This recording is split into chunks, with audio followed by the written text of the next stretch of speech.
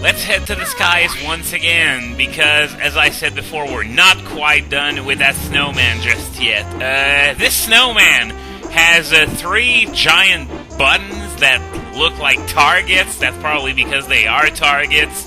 That's an open invitation to beat bomb away! Okay, so now you want to continue going up. They're all one above the other, so it's nothing very difficult. Here we go, second one is down. And can I get it from this angle? Alright! Oh yeah, golden shower, baby! Anyway, I'm gonna head up a bit more, because remember all those red feathers that I kept on the scarf of that snowman? Well, I'm gonna pick them up now. That I can't really say I was really planning for it, because I wouldn't say in these early levels, because we're not really in the early levels anymore, but the game is still easy enough at that point that I can just sort of wing it as I go, I guess. But yeah, I wasn't planning for it, but I'm going to grab those feathers that I kept there. It's a good idea to keep as many as you can, because the next world is also going to be fairly intensive in terms of flying around and red feathers and stuff. So, now, I believe we are just about done in not human form, because the last time I talked about Banjo's human form, I got a lot of hell for it. But, yeah, now we can actually go ahead and transform into the local transformation for this world, which, as I've said before, That was a long jump. I probably couldn't have been able to pull that off anyway. But as I said, I hinted at it previously, and it's a walrus transformation.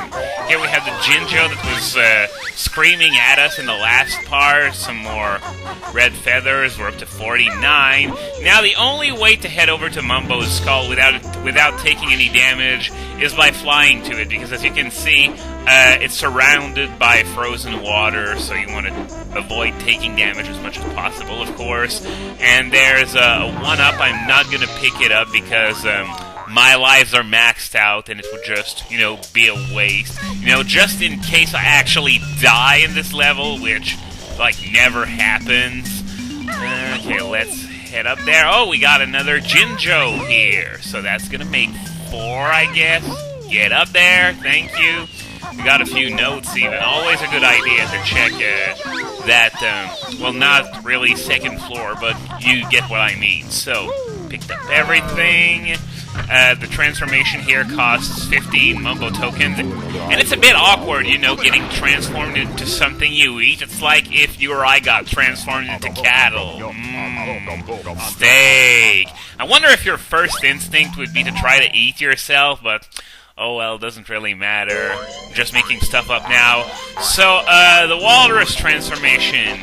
It doesn't do much that's interesting. Of course, it's immune to the cold water, sorry. So you can actually pick up those notes, and I was missing 9. I really hope there are 9 in this little pond. Otherwise, I'm probably going to be missing 1. Nope. We are going... All notes are going to have been accounted for. I was sort of worried that I would end up with 99 and I would have to search everywhere for the last one, because notes are very rarely isolated in this game, just so you know. Now, I believe the last Mumbo token is somewhere in the water, as I remember it. Probably over there. Yep. There it is. So all Mumbo tokens will have been accounted for. So from here we can head on over to Wadza's cave. He wouldn't let us enter because, well, I was a bear and bear ate walruses. But now that we're a walrus ourselves, we can actually... Oh god, it's excited as hell to see another walrus. Sort of creepy, that he would be so excited, but as long as he doesn't have a crush on us, I'm okay with that, because it gives us another Jiggy! So now you can head on over into Wadza's cave, and there's some stuff you want to get here. We got some red feathers. I'm gonna take one that's gonna max me out. Now up there, you can only get up there as Banjo and Kazooie. This is the last Jinjo we're looking for, and there's something a lot more interesting than that past the Jinjo, to be perfectly honest with you. Now, as a walrus, you want to go down there. And there is going to be, if I remember, an extra honeycomb piece. I would have thought it would have been, a Mumbo token, but we already got them all in this world, so here we go. Now I'm full everywhere, so I don't need to pick up any of these items. But, yeah, that ice cube over there, there's no real way to kill it, because, I don't know if I said that, but as a walrus, you have no attack whatsoever. You're just allowed to move around and jump, and that's about it. So, now that this is done, I believe we can head back over to Mumbo's hut to get transformed into a human again. There are a few more things that we need to take care of. Here, I just went into the human form again. I'm just blowing so hard this LP. It's unbelievable. Even though, well, not gameplay-wise, because I don't think I've had any really major fuck-ups so far, but... Oh, wait, I'm forgetting something! I have to go see Boggy to race him! Wow! Now that would have been a fuck-up for the ages. Go back and transform to the so-called human form and forget to race Boggy. You gotta race him twice. First race is as a walrus, second is as bear and bird. And, hey, Mr. Walrus, fancy a race? Hop on the sled if you do. Well, most definitely, Mr. Boggy. If I can just get on there, get on the sled. Talk to the toad! Please, get on the sled! It's not that hard. Okay, there we go. Now, this race is actually pretty difficult. It's one of the more irritating Jiggies in the game.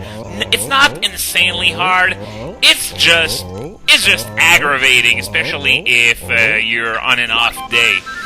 So, yeah, the object of the race is to go all around for ZZP, not missing a single gate.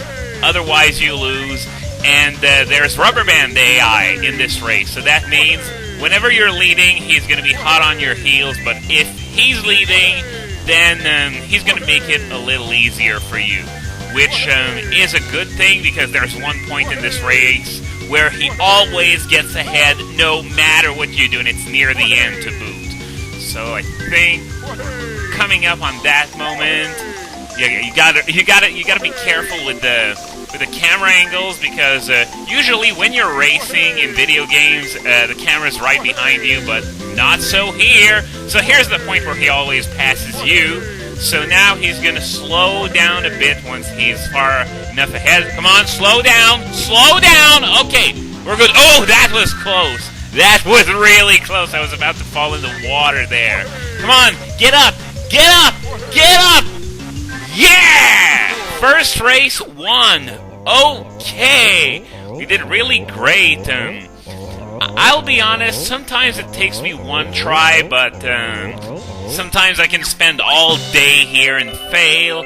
Anyway, they're Jiggy for our troubles, and after that, we're going to be done for good with the walrus transformation. There are two Jiggies left. One of them is the Jinjo Jiggy, which I'm gonna get when I get the last Jinjo in Wadza's cave as Banjo and Kazooie. And then there's the second race against Boggy, which can only be done as regular Banjo and Kazooie. You can't do this race if you haven't gone to Gobi's Valley and got the sprint shoes yet, because yes, it's going to be a race on foot against a huge bear on a sled, and it's going to be epic, because of course, if the first race is tricky, the second can really be hell sometimes. So let's just transform back, and after that I'm going to be heading back over to the starting point of the race, to race Boggy again. Now, I should mention that you're going to want to use those wading boots in order to get through the water. just fine. Oh wow, those are short-fused boots. Come on, okay, we did it in time. So, you probably noticed that during the races, there are some bridges that appear all over the place. They're only there for the races. They don't stay afterwards, which is a shame because some of these long jumps would be so much easier. But where are the sprint tubes? I'm gonna go out on a limb and say that they only appear when you start the race. So let's go. Let's press A and whoa! Hello, glitch there. I was supposed to go to his right, but for some reason I ended up behind. Probably because of the angle I was at. But still, that's not fair. I need every advantage I can get in this freaking race from hell. And, oh, just look at that. He's already so far ahead. And if he gets far enough ahead, he takes pity on you and stops the race entirely. So, as I said earlier, Rubber Band AI totally saved my ass here. Now, as you probably noticed, the pace is a lot higher than it was earlier on. Imagine if Boggy sled like that during the first race. There would be no way. Are you serious? Well, that's the end of that attempt. As I said before, camera angles can be sort of a pain in the ass, and I guess this is why I lost, but then again, it wasn't my best attempt either. It started really badly because I ended up straight behind Boggy. Anyway, let's start running with Kazooie right off the bat. I missed the freaking shoes! Oh my god, if I win this after this epic blunder, I am going to... I don't know what I'm going to do, but it's going to be something awesome. Okay, Rubber Band AI, once again, being very friendly towards poor old Slowflake, who can't manage to get a race right. But yeah, as I was about to say, imagine if he sled like that during the first race. There would be no possible way I could win. So I'm not really sure if he actually wanted to win back then, but now he's going all out and he's passing me again in that area where he always gets ahead of me anyway. Come on, Rubber Band AI, don't fail me now! Don't fail me now! Come on! Faster! Get up faster! GG! Alright, only 2 tries, and I probably could have beaten him on my first try too, if not for, me falling in the water. And just now he goes off to look for his kid's presents. Good fucking Lord! You're the worst father ever! He's gonna come home to see that his kid's already got some presents from Banjo, and I hope this makes him feel bad on the inside. You're a rotten excuse for a father! Anyway, right in here. This is Wadza's cave, as you might remember.